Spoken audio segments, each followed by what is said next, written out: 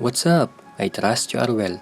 Allscan12 here sharing with you my 100 days of code challenges, and we are now at day 6 exercise 1. You may be wondering why I am recording what I'm doing with the course and uploading it to my YouTube channel. Well, for me, my YouTube channel is the online video library of my work that I can go back to easily someday if I have to do something similar. This might help you also if you are someone starting to learn Python programming. If you are someone who prefers to read, I do have a duplicate version of this on my blog. Kindly visit my website at allscan12.com. I'll put the link in the description. Anyway, day 6 of the 100 days of code lesson is about functions, code blocks, and while loops. The first exercise on day 6 of the 100 days of code lesson is about creating a code for our character named Reeborg to reach the goal shown with a flag by avoiding obstructions or hurdles, since this is a hurdles race. Here is the additional information about the hurdles race exercise for you to read.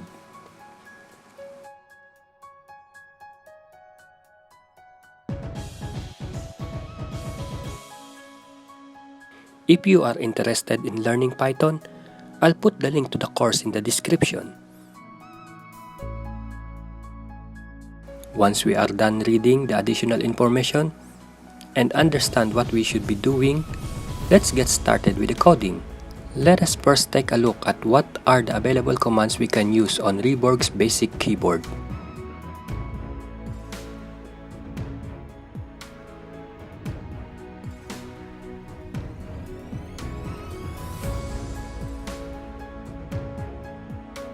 Reeborg will start to move forward, then turn left, then move forward. Then at this time, Reboorg needs to turn right. Looking back again at the available commands on Reeborg's basic keyboard, you can turn left, but there is no turn right command. So this is where we need to define a new function to create a turn right command. The syntax for defining a function is def for definition, followed by space, then followed by function name, then open and close parentheses, and now the final thing, the finishing touch in our function definition is a colon, because that says everything that comes under this function and is indented belongs with this function. To create a turn right command function definition, we can just simply turn left 3 times.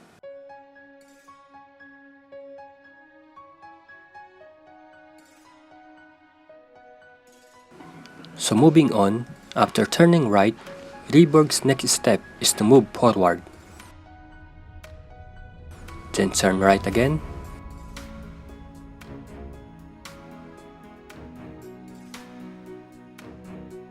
Then move forward.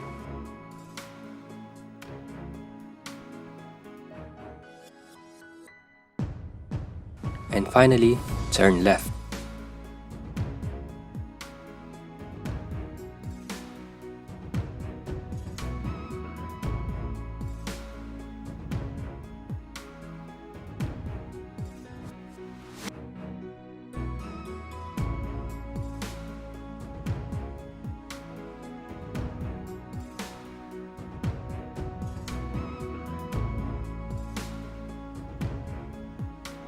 These whole movements from move to turn left can be assigned to a function called jump.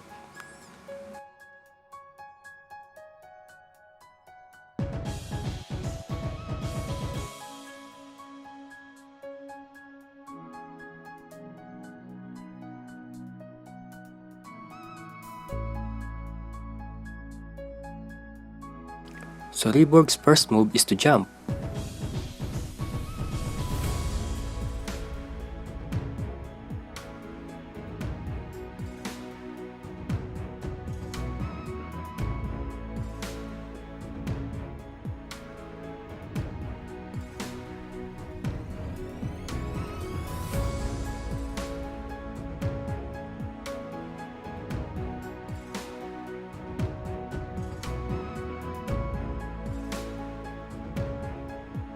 And for Reboorg to reach the finish line, Reboorg will need to do this 6 times.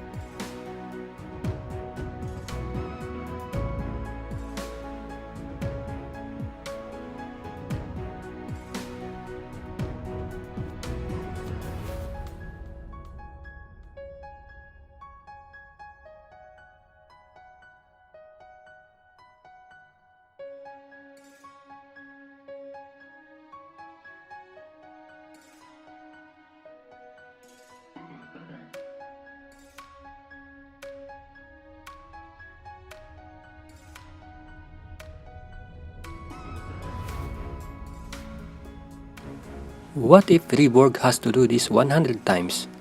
Does that mean we have to write jump for 100 times? Well, you can do that if you want, but it's not the best way. Let's modify the code and apply what we've learned so far in the previous lessons about looping.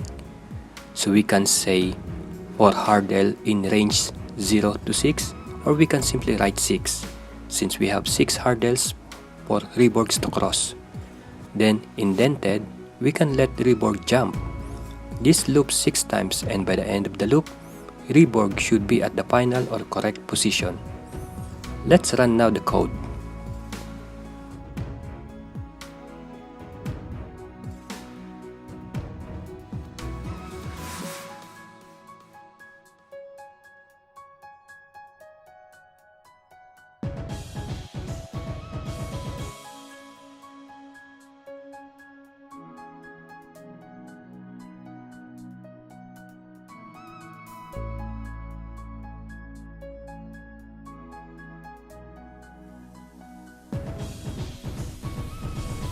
There you have it, task completed and with shorter lines of code.